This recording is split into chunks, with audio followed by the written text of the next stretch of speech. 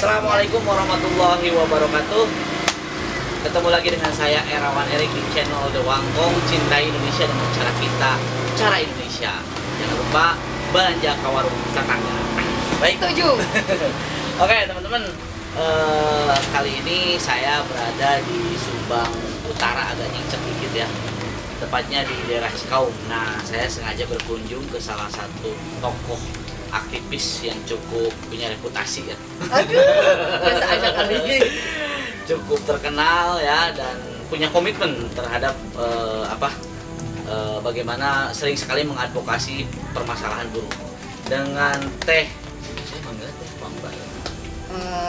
Saya udah enak dengar dipanggil Teh Esti sih. Oh, Teh Esti ya. Mungkin teman-teman dari aktivis buruh dan juga teman-teman dari kalangan mungkin serikat pekerja juga sudah tidak asing lagi nama Teh Esti ini ya. Sudah hakoncara. Biasa saya juga.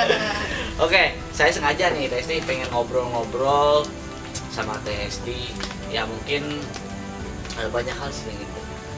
Mudah-mudahan saya bisa menjawab setiap pertanyaan. Saya sudah tahu ya nama besar Teh Esti dari aktivitas. Nama besar ya, nama besar ya, bukan badan besar. Kalau badan besar. Nah, sebenarnya Teh Esti apa sih yang melatar belakangi Teh Esti mau terjun di dunia katakanlah sebenarnya agak ribet lah ya, dan ribet mudah dan sekali bergesekan ya, non profit ya. Sangat, apalagi ini seorang perempuan. Apa sih yang melatar belakangi gitu Teh Esti pengen terjun?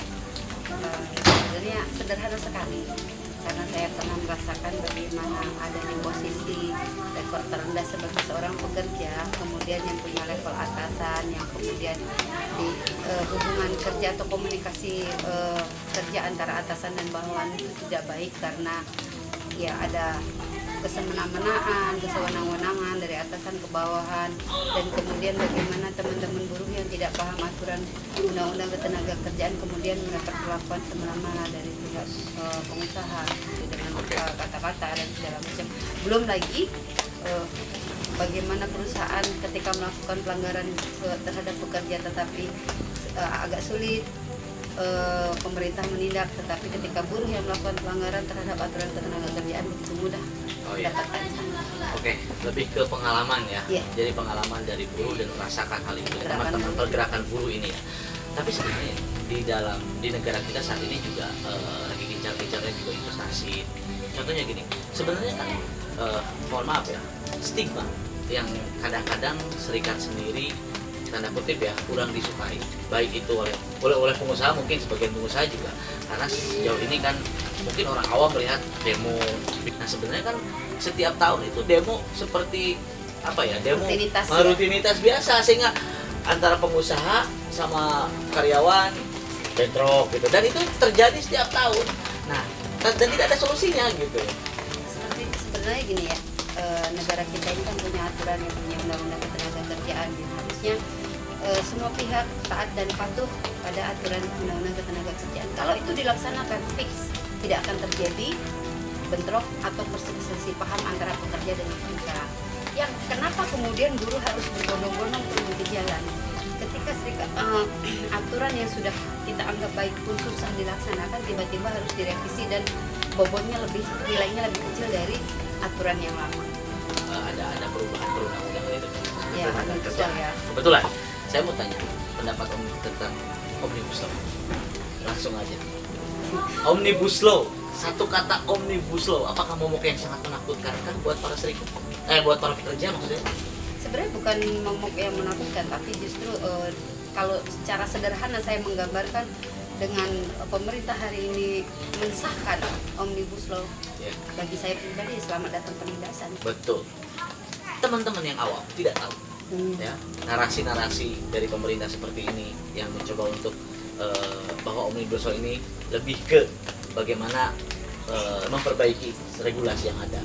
Tapi teman-teman serikat sepertinya memang berbalik pendapatnya tidak seperti itu. Tapi kan orang awam tidak paham apa sih Omnibus dengan undang-undang yang banyak banget seperti bahasa sederhananya apa sih yang merugikan teman-teman pekerja? Ada beberapa hak pekerja yang menurut kita berdasarkan kajian kita dari pasal di klaster ketenagakerjaan yang harusnya ada itu menjadi hilang. Kalau kita bicara ini yang sangat sederhana aja, kontrak ya, kontrak, durasi kontrak di Undang-Undang Ketenagakerjaan pasal 59 itu diatur durasinya setelah 3 tahun masa kontrak kerja, maka pekerja harus menjadi karyawan tetap. Ketika menjadi karyawan tetap, otomatis pekerja dengan masa kerja sekian tahun, ketika dia PHK atau dia meninggal dunia atau dia katakanlah putus hubungan kerja, ada kompensasi berupa pesangon yang diberikan oleh perusahaan yang menjadi hak pekerja. Tetapi ketika bicara Omnibus Law, hari ini kontrak kerja itu boleh tidak berbatas waktu, setahun dikontrak, selesai kontrak lagi setahun, sampai berturut-turut sampai 10 tahun. Pada akhirnya tidak ada kesempatan buruh atau pekerja untuk menjadi pekerja tetap. Yang ketika kita bahasanya Omnibus Law itu menghilangkan pesangon itu bukan di pasalnya pesangon dihilangkan, bukan. Tetapi secara tersirat ketika otomatis ya. Ketika kontrak berkepanjangan tanpa ada batas waktu, betul, akhirnya menghilangkan kesempatan pekerja untuk menjadi karyawan tetap, menjadi pekerja tetap, menjadi buruh tetap, kemudian menjadi hilang. Lebih ke status masa depannya udah jelas gitu ya. Betul. Karena sejauh ini harusnya kan di sini yang berperan itu pemerintah. Ya. Karena memang bagaimanapun pengusaha juga kita tidak bisa menyalahkan pengusaha sepenuhnya. Begitupun dengan teman-teman karyawan atau para pekerja. Kalau saya lebih melihat sepakat atau tidak sepakat, benar nggak sejauh ini bagaimana sikap pemerintah itu sendiri, baik itu di pusat ataupun di daerah terkait masalah ketenagakerjaan? Sejauh ini saya sangat sepakat ketika Kang Erik bicara, terlepas apapun kondisi ketenagakerjaan hari ini, bagaimana sikap pemerintah berdiri di atas aturan. Tetapi ketika pengawasan ketenagakerjaan, dinas tenaga kerja, kemudian aparat penegak hukum berani berdiri di atas aturan, saya rasa kita pekerja itu tidak merasa dizolimi. Oke, terkait tadi kearifan lokal, betul, sepakat. Subang khususnya ya, ketika kita bicara padat karya, padat karya yang banyak menyerap tenaga kerja perempuan. Nah, laki-laki pada akhirnya sulit juga ya. Ini ada dampak sosial ya. Nah, ketimpangan, ada dampak sosial. Maksud saya, sejauh ini menurut Teh Hesti, apa sih yang harus dilakukan pemerintah? Saya sebenarnya sudah sering banget bicara hal ini gitu ke publik ya, kepada teman-teman wartawan, kepada tokoh Subang, kepada Bapak Presiden sampaikan. Hari ini Subang lagi seksi-seksi, ibarat putri yang lagi cantik-cantiknya, yang lagi dibanyak dilirik dengan patimbannya, ya. Kemudian hari ini sudah seharusnya Subang itu melepaskan anekdot Caki di Uyuhan tuh. Udah ke waktunya lagi. Stop. Saya sudah berkali-kali stop membuka keran investasi padat karya yang menyerap banyak tenaga kerja perempuan. Yang sudah ada ini aja perbaiki. Ini. Saya bukan anti investor padat karya. Yang sudah ada ini perbaiki. Yang sudah terlanjur menyerap tenaga kerja perempuan dikelola dengan baik, dilindungi hak buruh perempuan. Ketika penyerapan tenaga kerja cenderung mayoritas perempuan, kemudian dengan tatanan sosial yang sangat timpang, belum lagi bagaimana pola pendidikan anak-anak asuh kita yang harus pola asuhnya dikelola oleh seorang perempuan gitu ya. Ya saya miris gitu. Di mana keberpihakan, kepedulian pemerintah hari ini dengan mengundang investor padat karya yang pada akhirnya lebih banyak memberikan kesengsaraan kepada kaum buruhnya daripada memberikan kesejahteraan. Untungnya saya dari kasus per kasus yang setiap kali saya advokasi, pada ujung-ujungnya endingnya apapun itu yang menjadi korban adalah kita buruh. Saya mau tanya, benar nggak nih? Saya sini katanya teman-teman menculik.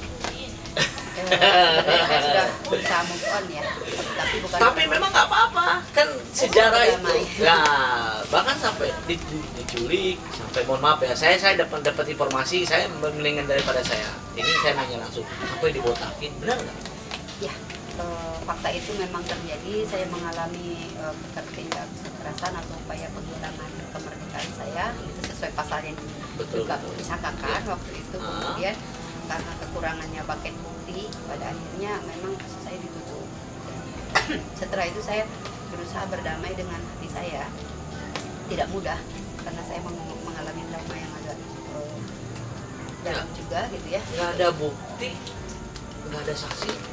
Memang kasus dan kejadiannya seperti apa? Jadi saya sih sebenarnya tidak terlalu ini ya, karena saya tidak mengingat apapun. Durasi 24 jam itu saya kehilangan ingatan saya. Jadi kalau berdasarkan CCTV yang pernah kita lihat, yang pernah kita saksikan, kita putar bareng di tempat salah satu counter di lokasi tempat saya diketahui saya kehilangan saya orang-orang gitu ya. Tapi saat itu terakhir ingat itu di counter. Di counter. Saya teringat terakhir di counter dan orang counter pun melihat. Saksi dari counter memang menyaksikan saya terima telepon 2 kali. Kemudian ya karena pihak counter juga banyak pelanggan yang lain yang tidak tahu saya pergi kemana gitu. Jadi dari counter ya terakhir ingatan itu masih ada lah ya di counter. Iya. Nah setelah di cross check memang ke polsek waktu itu memang CCTV-nya tidak nyala. Berarti nggak ada evidence, yang ada bukti ya? Iya, bukti yang paling konkret sebenarnya itu yang aja, mungkin ya? bisa kita lacak orang yang ngajak saya pergi itu siapa, ya, orang yang pergi yang saya ikuti itu siapa gitu. Tapi kan. benar dibotakin? Iya. Jadi kondisi sadar udah botak gitu? Ketika saya ditemukan oleh warga yang menemukan saya awalnya juga tidak tahu saya botak karena kerudung hanya didirikan, tidak ada jarumnya gitu, udah nggak ada penitinya. Pas ditemukan kata warga mulut saya itu disumpal tembakau, kemudian banyak bekas potongan rambut. Mereka potong saya, untuk menyadarkan saya itu butuh waktu 1,5 jam. Ya mungkin ini menjadi pelajaran juga ya. Tapi waktu itu memang setelah kejadian itu nih Mbak, setelah kejadian itu ada lagi nggak? Maksudnya tanda kutip ya, teror, intimidasi atau teror? Semenjak itu tidak. Tidak ada. Sebelumnya sebelum kejadian itu pun sebenarnya saya beberapa kali menerima intimidasi bahkan. Luar biasa, Mbak Esi ini udah diwakafkan buat dirinya ya untuk pergerakan. Oke, tentu ini bisa diambil pelajaran ya. Tentunya buat kita semua orang Indonesia ya, tentunya siapapun. Saya sangat anti sekali dengan kekerasan ya. Orangnya sangat anti sekali dengan intimidasi, apalagi kontak fisik. Bagi saya radikal itu adalah tindakan fisik. Kalau hanya narasi, pikiran itu bisa didiskusikan. Makanya kalau misalkan mungkin stigma serikat ya tanda kutip ya ada yang jelek ataupun misalkan ada yang juga bagus menurut beberapa pandangan orang-orang awam gitu kan. Tetapi kan kita tidak pernah tahu ketika kita tidak memahami dan duduk bareng untuk diskusi apa sih mau mereka, tidak mau duduk bareng dan langsung melakukan justifikasi. Saran buat pemerintah khususnya di Subang ini bagaimana agar investasi kita juga bagus ya, iklim perekonomiannya juga bagus, terus hubungan antara buruh, pemerintah dan pengusaha pun cukup bagus sehingga ini membuat masyarakat kita taraf hidupnya jauh lebih baik tanpa juga meninggalkan kearifan lokal kita. Ketika bekerja di pabrik dengan iklim investasi yang harusnya kondusif gitu ya, tingkat ketidakpatuhan pengusaha ini harusnya bisa diminimalisir dengan bagaimana penegakan aturan ini oleh pengawasan ketenagakerjaan. Kemudian dari kan pengawasan ketenagakerjaan bagian dari pemerintah ya. Betul. Bagaimana pengusaha itu punya tingkat kepatuhan rendah? Itu menurut saya bagaimana perilaku atau perlakuan dari pemerintah sendiri terhadap menyambut kedatangan mereka. Gitu. Jadi kalau saya pikir hari ini kita bicara simbiosis mutualisme. Mangga silakan datang investasi, tapi tujuan datang investasi adalah mensejahterakan rakyat.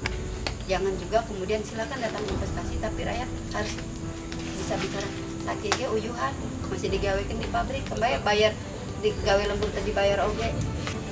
Subang harus sudah bicara Subang aing kumaha aing. Nah, Subang aing kumaha aing. Nah, kadang itu luar biasa. Terima kasih Teh Esti. Ya, saya cukup senang bisa ngobrol dengan salah satu aktivis yang punya komitmen, integritas dan juga tentunya konsisten ya. Dan ini juga pesan juga ya buat teman-teman buruh dan juga teman-teman pekerja, bagaimana etos kerjanya ditingkatkan, bagaimana TSI ini mau berjuang mengadvokasi teman-teman buruh untuk kita semua dan juga pemerintah. Kita juga tidak mengkritisi tanpa juga kita memberi solusi ya, artinya kita juga menuntut komitmen ya, bagaimana kita menjadi Indonesia, menjadi Subang kumaha aing dan juga meningkatkan SDM kita tentunya, SDM lokal kita, bagaimana kita menciptakan tenaga kerja yang siap bekerja ya. Jadi jangan sampai kita tidak memiliki itu. Nah, itu tugasnya pemerintah juga, bagaimana menciptakan pelatihan-pelatihan sehingga pada saat investasi masuk kita sudah siap dengan tenaga kerja yang berkualitas. Oke, Tesi, thank you. Sehat selalu, panjang umur, dan tentunya bahagia di akhirat. Amin. Modal kita meningkatkan imun adalah bahagia. Makan banyak. Makan banyak. Cinta Indonesia dengan cara kita belanja ke warung tetangga. Assalamualaikum warahmatullahi wabarakatuh. Subhan aing kumaha aing.